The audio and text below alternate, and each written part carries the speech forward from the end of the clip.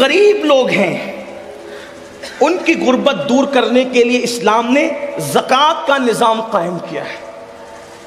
2.5% زکوٰۃ اپنے مال سے ہر سال نکالو۔ آج مسلمان زکوٰۃ چور بھی ہوا ہے، نماز چور بھی ہے، زکوٰۃ چور بھی ہے۔ ایک پیسہ اگر زکوٰۃ کا بچا کے رکھو گے،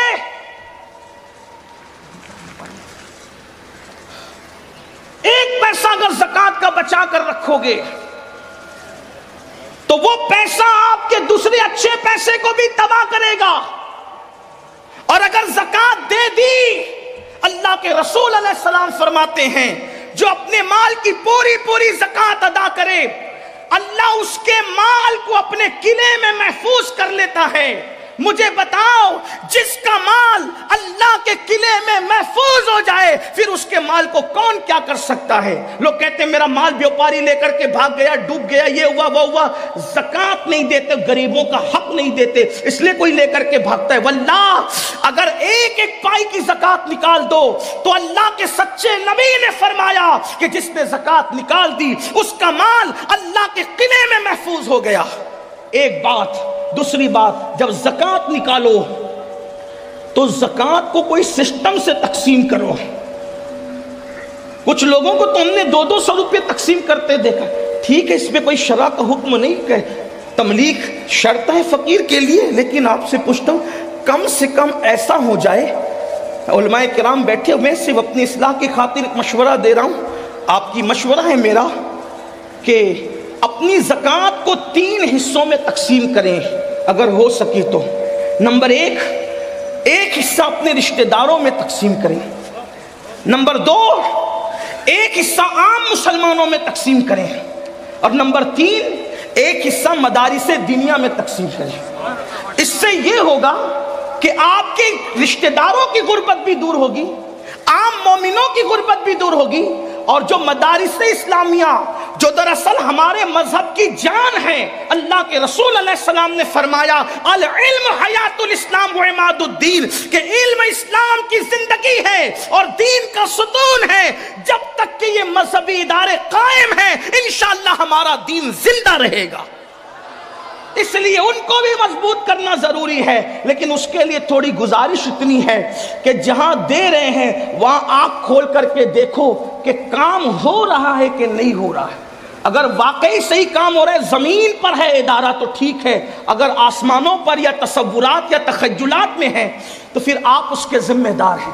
کچھ لوگوں کا حال یہ ہوتا ہے کام نہیں دیکھتے بلکہ جہاں نام ہوتا ہے وہاں دیکھتے ہیں، پھر چاہے وہ صحیح جگہ ہو چاہے غلط جگہ۔ اس میں بھی مجھے ایک بات یاد آتی ہے، دراصل پھر آپ کا بلکہ ہم بولنے والوں کا بھی کیا قصور۔ ایک شخص حضرت محبوب الہی کے پاس ہے، نظام الدین اولیاء، کہ حضور میری زکوٰۃ ہے اور آپ میرے مرشد ہیں، آپ نیک اللہ والے، جس کو چاہے دے دیں۔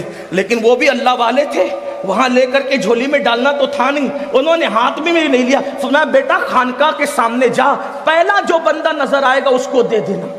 تو دے دیا۔ وہ محبوب الہی کے بڑے نیک اور متقی مرید تھے، تو دوسرے کو رشک آیا، ارے اس کی زکوٰۃ تو بڑی صحیح جگہ گئی، تو دوسرا بھی لے کر کے آیا، سرکار میری بھی قبول کرے۔ میں جا پہلے خانقاہ کے دروازے پہ جو پہلے دکھے دے دینا۔ ایک شرابی ڈولتے ہوئے آ رہا تھا، حضرت کا حکم تھا، دے تو دیا، منہ اتار کے آیا، کہا سرکار اس کی ایسی جگہ میری ایسی جگہ۔ آپ نے مسکرا کے کہا بیٹا میرا قصور کیا ہے، جیسا مال تھا ویسے کے پاس پہنچ گیا۔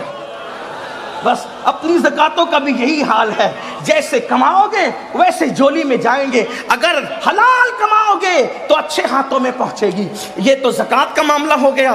اگر زکوٰۃ کی وعید بھی بہت ہے نہیں دینے پر، میں اس پر بھی گفتگو نہیں کرتا، کیونکہ ابھی 2 نکات پر اور گفتگو آپ سے کر سکتا ہے، کرنے کی سعادت حاصل کرنا ہے۔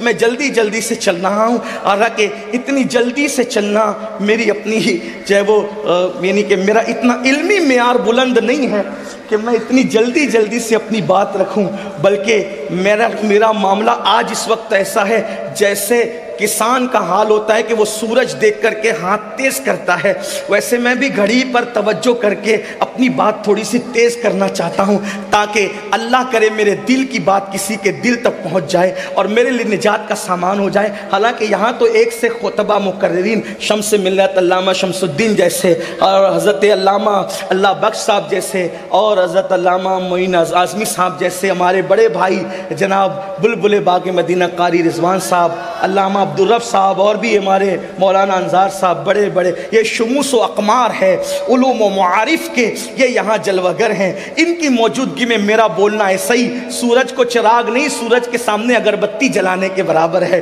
لیکن میں بات جلدی سے پوری کرنا چاہ رہا ہوں۔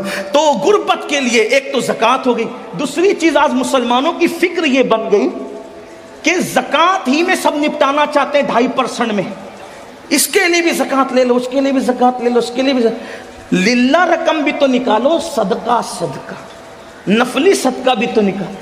حدیث پاک میں آتا ہے تمہارا نفلی صدقہ جب تم کسی کو دیتے ہو، نفلی زکوٰۃ تو مستحقی کو دی جائے گی ورنہ ادا نہیں ہوگی، لیکن نفلی صدقہ سب کو دیا جا سکتا ہے۔ جب ہم نفلی صدقہ دیتے تو اس کی فضیلت یہ ہے کہ جس کو نفلی صدقہ دیتے ہو اس کے ہاتھ میں بعد میں آتا ہے، پہلے وہ اللہ کے دست قدرت میں پہنچتا ہے۔